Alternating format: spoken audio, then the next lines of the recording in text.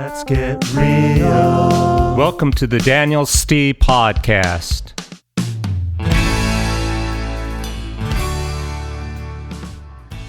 If you've heard the news about Venezuela, the story's often told as either, we removed bad guy, or this is going to get us more or cheaper oil and gas. Both sound credible till you look at how oil markets and geopolitics actually work. This episode is about incentives, systems, and second-order effects, not bad guys and personalities. When policy is justified by labels instead of mechanics, the real question becomes, what does that justification allow to happen next? Quick note, this analysis does not defend any government or leader, and it does not minimize the documented abuses or governance failures. So the popular narrative might be, this is about stopping a bad actor. Now the term bad actor, it's vague, it's imprecise, but it's what you'll hear in the media, in the news, and in policy language. It avoids clarity. What it usually means is a leadership group accused of serious violations, whether they're real or alleged. The other narrative is this is about oil or gas. The first gives you a clear villain, a bad actor, and it promises a simple payoff. It avoids a harder question, what system produced this? By system, I mean the structured set of rules, incentives, constraints, feedback loops that produce outcomes regardless of who's in charge. So now let's run the story through reality. Oil first, then strategy. What a strategy is and it is not. Strategy is not a goal. A goal, for example, we want democracy. That's not strategy. Strategy is not a motive. We want more gas. It's not a tactic like sanctions or a message. We remove the bad guy. Those are inputs, but not the strategy. A goal tells you what someone claims to want. The strategy is how actions shape power, options, and incentives, and determine what becomes possible next. So reality check number one. The gas price claim fails some basic mechanics. A, why Venezuela means maybe more gas or cheaper. It's a category error.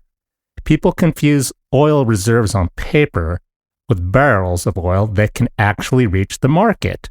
And what actually drives U.S. gas prices are, of course, global supply and demand, refining capacity, but also the future markets, Wall Street, OPEC, production decisions with OPEC, and then outages, hurricanes, recessions, whatnot.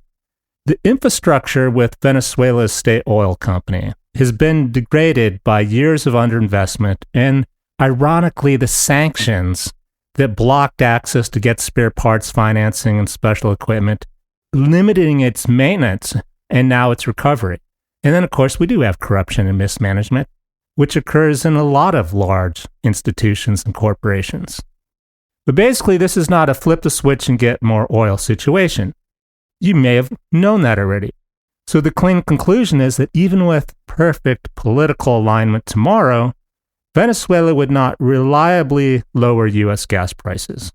So if the stated goal was oil or gas, that'd be an inefficient way to actually pursue it.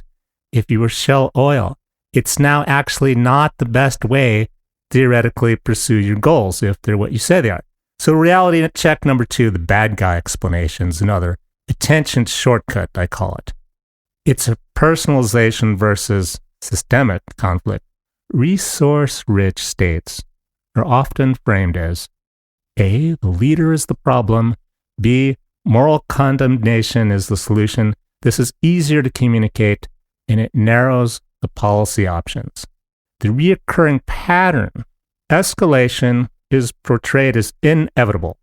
Stronger actions, force, are framed as the only remaining option, and the structural incentives are ignored. The frame locks into a good versus evil. Questioning the structural framework becomes taboo. Decisions on what we're going to do shift away from sovereignty. Under what conditions a state is allowed to control its own strategic resources, that be in Venezuela. Under what conditions do we allow them to control them? Institution incentives, how governments, markets, the media, international organizations are rewarded or penalized. Once You lock into good versus evil, none of this stuff is questioned. The alternatives to escalation. Can we negotiate a timeline, a conditional relief, or these are often dismissed because they don't fit the dominant narrative. So when these questions disappear and the range of acceptable solutions shrinks, outcomes, the long-term optimal outcomes become harder to achieve. What if it's not about gas and it's not explained by the villain story? What is the strategic logic? The bigger picture is Venezuela is a test case, not a gas pump price lever case. Here's why Venezuela matters structurally. It's among the largest proven oil reserves in the world. It's geographically close to the United States. Historically, it was a major supplier to U.S. and allied markets. Those policies changed.